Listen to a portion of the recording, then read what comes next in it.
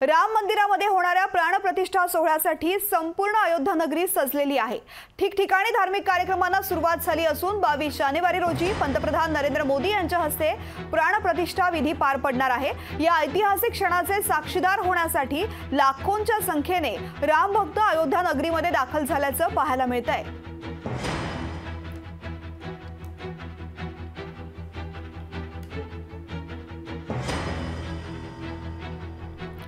राम मंदिरामध्ये होणाऱ्या प्राणप्रतिष्ठा सोहळ्यासाठी संपूर्ण अयोध्या नगरी सजलेली आहे। लाखोंच्या संख्येने भक्त या ठिकाणी पोहोचलेले आहेत। ठिकठिकाणी धार्मिक कार्यक्रमांना सुरुवात झाली असून 22 जानेवारी रोजी पंतप्रधान नरेंद्र मोदी यांच्या हस्ते प्राणप्रतिष्ठा विधी पार पडणार आहेत। या ऐतिहासिक क्षणाचे साक्षीदार होण्यासाठी लाखोंच्या संख्येने राम भक्त अयोध्या नगरीमध्ये दाखल झाल्याचं पाहायला मिळतंय।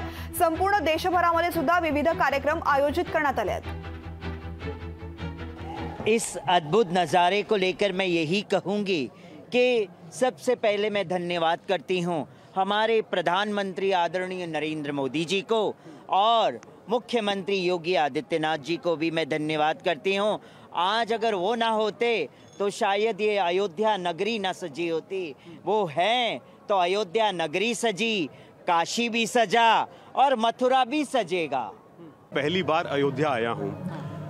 भगवान श्री राम की प्राण प्रतिष्ठा के बारे में इतना बोलूँगा कि भारत नहीं पूरा जग सुनहरा हो गया है, राममय हो गया है प्रतिष्ठा के दौरान। और बस एक ही दिन बचा है, कल के बाद ये जो राम राज्य का जो चारों तरफ आप देखेंगे एक ऐसा माहौल बनेगा कि पता लगेगा कि आज में और कल में क्या अंतर है, कल के बाद जो राम राज होगा उसमें क्या अंतर होगा। घर से सबसे निकले हैं तब से ही माहौल ऐसा हो रहा है कि घर से निकले हैं तो वहाँ पे परिवार वालों से लेकर कर्मचारी गण से लेकर पड़ोसियों से लेकर सब लोगों ने ऐसे कि हम नहीं जा पा रहे हैं, आप जा रहे हैं, तो हमने कहा हम सबको रिप्रेजेंट कर रहे हैं।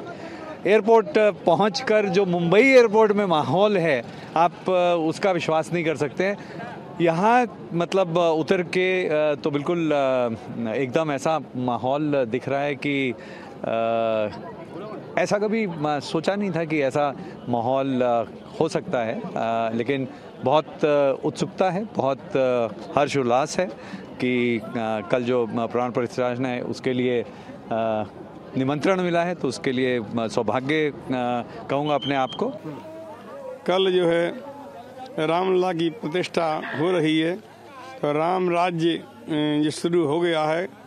राम राज्य आगे जो पहले 500 वर्षों से ये बड़े परेशान थे, सभी लोग बड़े दुखी थे, बड़ा संघर्ष किया है हमारे सभी ऋषियों ने, मुनियों ने, हमारे भक्तों ने बड़े बड़े बलिदान दिए हैं। वो आज सभी की इच्छाएं पूरी हो चुकी हैं। बहुत अच्छा लग रहा है यहाँ आकर के। अयोध्या धाम में आते ही इतनी सुंदरता है, भव्य दिव्य हमारी अयोध्या सजी हुई है दुल्हन की तरह। जो कि उस समय जब हम रामचरितमानस पढ़ते हैं, वहाँ लिखा था जब राम जी वनवास से जब आए थे अयोध्या धाम में, उस प्रकार जब सजाई गई थी उस प्रकार तो हमने जब पढ़ के उसका मन में कल्पना की थी, लेकिन आज वही साक्षात देखने को मिल रहा है। हमारे आराध्य पूज्य दंदरुआ सरकार के चरणों में हम खड़े हुए हैं, सभी महापुरुष उनकी सानिध्यता में।